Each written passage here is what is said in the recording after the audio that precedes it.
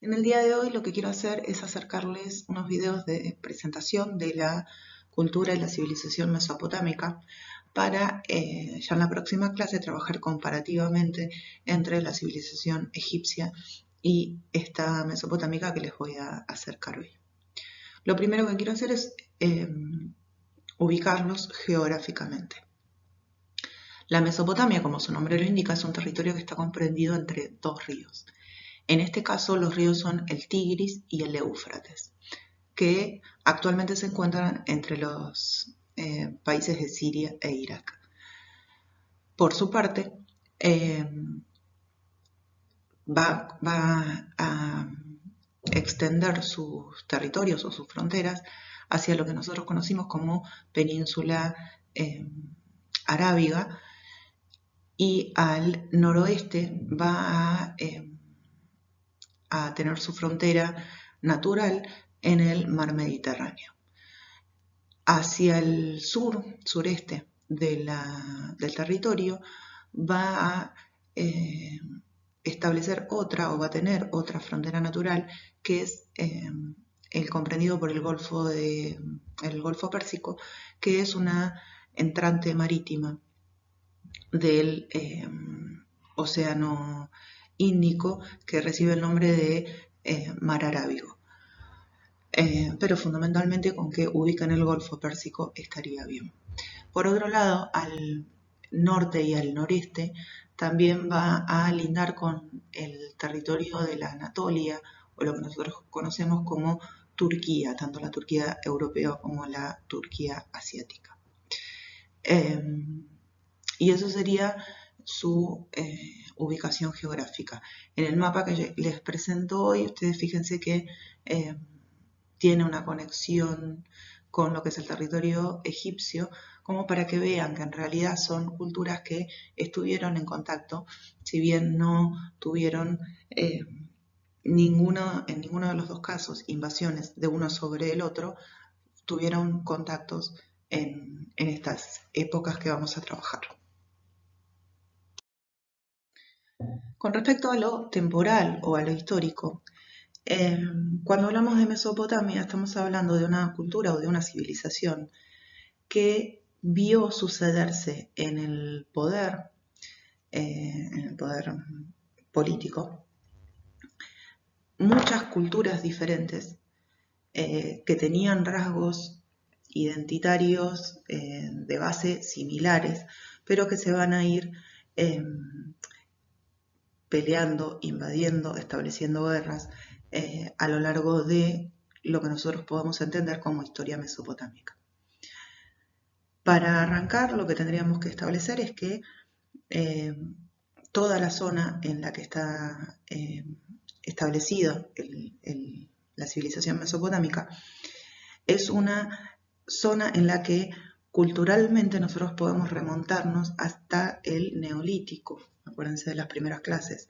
Estamos hablando de culturas que van a estar habitando en la zona desde el 7000 a.C. y que van a ir desarrollando rasgos culturales que van a definir todo el carácter nacional y cultural de la zona.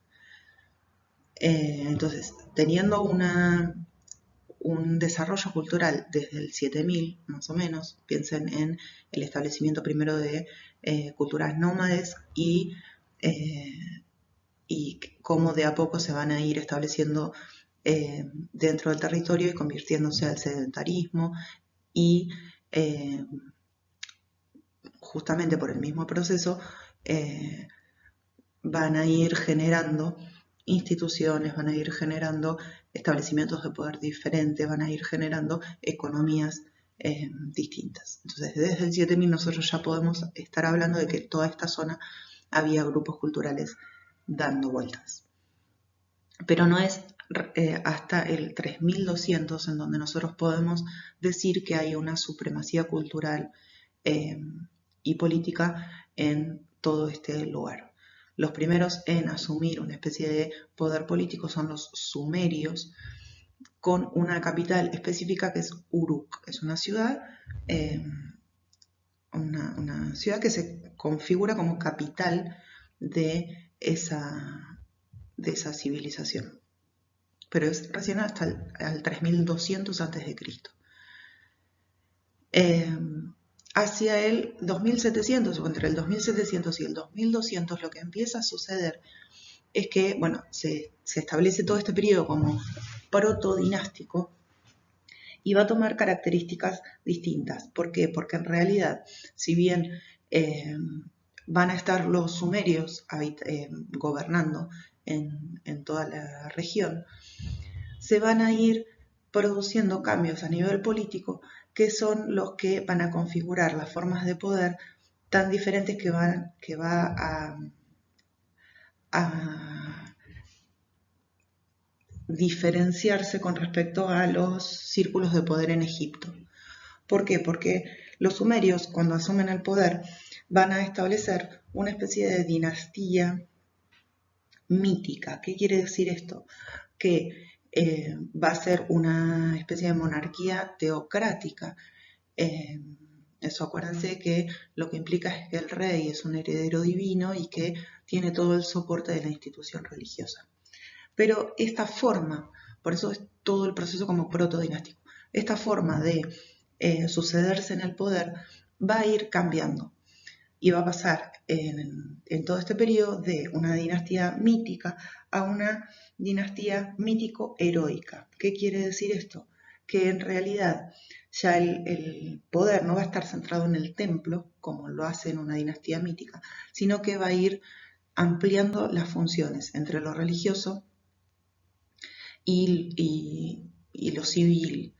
Por lo tanto, va a ir pasando de a poco el poder desde lo religioso, desde lo sacerdotal, desde la monarquía teocrática, al palacio con un gobernante que ya no solamente tiene que justificar sus hazañas desde lo divino, sino que también desde lo histórico. En un tercer momento de este periodo protodinástico, lo que se configura es que las dinastías van a pasar a ser históricas o heroicas. Esto lo que implica es que el gobernante ya no necesita tanto la justificación religiosa, sino que la justificación para asumir el poder es a través de la guerra. Los generales más famosos o aquellos que ganan las guerras y el poder lo asumen a partir justamente de la hazaña de haber ganado una guerra. Entonces, todo este periodo protodinástico lo que marca es justamente cómo ese poder va a cambiar de lo teocrático a lo histórico civil. Hacia el 2500 aproximadamente, lo que va a suceder es que el pueblo acadio que estaba habitando en la zona se va a rebelar contra los sumerios y van justamente a través de las guerras, van a ir imponiendo su forma de gobernar. Este imperio va a durar aproximadamente hasta el 2100 a.C. En este periodo, los semitas se van a anexar al territorio, que es otro pueblo, y la ciudad capital va a ser Kish, que después va a tomar el nombre de Akkad. En el 2100 lo que va a suceder es que los sumerios vuelven a rebelarse. Fíjense cómo en realidad todo este territorio va a ser un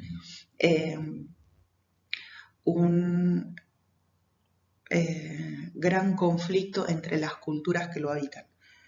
Porque en el 2100 hay un renacimiento sumerio, asumen nuevamente el poder y lo que van a hacer es cambiar la capital de nuevo y van a habitar o van a proponer como ciudad capital a la ciudad de Ur.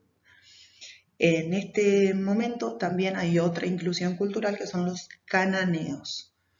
No sé si son personas que han pasado por la religión católica, pero fíjense cómo empiezan a surgir todos nombres que dentro de los relatos bíblicos están trabajados.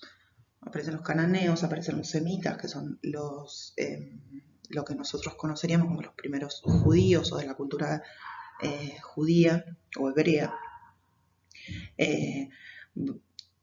Van a empezar a recorrer todos estos espacios. Hacia el 1900, el nuevo imperio sumerio va a durar hasta el 1900. ¿Por qué? Porque en el 1900 van a tener una reversión, o si se quiere, un nuevo acuerdo en el que se va a configurar un imperio que se denomina Imperio Babilónico y que económica y culturalmente lo que hace es unificar a los sumerios y a los acadios. Por lo tanto, este imperio babilónico nosotros podríamos decir que es una especie de unificación cultural de la civilización o del país. También es cierto que dentro de este periodo, dentro del desarrollo babilónico, tuvieron una incursión invasiva de pueblos que estaban rondando dentro de todo el territorio, que algunos se anexan al imperio babilónico y otros quedan como culturas subyugadas o culturas que no se terminan de asimilar. Esas invasiones es de los pueblos hicsos, de los hititas, de los mitanos y de los casitas. Son todos pueblos diferentes. Este imperio babilónico cae en el 850 a manos de los asirios, que son otro pueblo más. Este imperio asirio va a durar relativamente poco, va a durar 2 siglos en el poder. Lo que me había olvidado de decirles del imperio babilónico, que es muy conocido porque hay un rey que dicta lo que son las primeras leyes escritas a través de un código que se llama Código de Hammurabi. Si alguna vez escucharon la frase de ojo por ojo y diente por diente, viene de justamente el Código de Hammurabi, que se redacta y es la primera ley escrita en escritura cuneiforme que se puede establecer como si fuera un código penal de un país, porque se replicó en varias zonas geográficas para que todo el mundo tuviera conocimiento. Pero bueno, hacia el 850 son invadidos por los asirios, que toman el poder y no solamente va a tomar el poder babilónico, sino que van a empezar a también invadir y anexar territorios o regiones adyacentes a los límites de Mesopotamia. Hacia el 650 hay una invasión persa en el territorio que provoca la caída de Asiria. Y eso da pie para que se vuelva a establecer el imperio babilónico de la mano de Nabucodonosor, que fue un rey muy conocido. Y este nuevo imperio babilónico va a durar aproximadamente hasta la invasión de los helenos o de el afán imperial que tuvo Alejandro Magno, que era macedónico, lo vamos a ver cuando veamos Grecia, pero hacia el siglo IV van a tener una invasión de los pueblos griegos y va a provocar la caída de este imperio. Es, para aclarar, una historia convulsa, muy movida en cuanto a lo cultural y a lo político. Yo se los englobé en grandes periodos imperiales como para que no se mareen demasiado. Hay mucha información con respecto a toda esta historia porque como es un territorio o una civilización que no va a ser homogénea desde lo cultural, como sí podría ser la cultura egipcia, lo bueno es poder englobarlo dentro de periodos imperiales. No quiero que se mareen cuando vayan a los textos. Ustedes en principio tienen el de Quijano, pero después les voy a acercar otro texto. Tiene muchos cortes la historia mesopotámica. Quédense con esta idea de sistematización sin ahondar en cada uno de los periodos, por lo menos por ahora, porque si no se marearían demasiado. Así que trabajenlo de esta manera.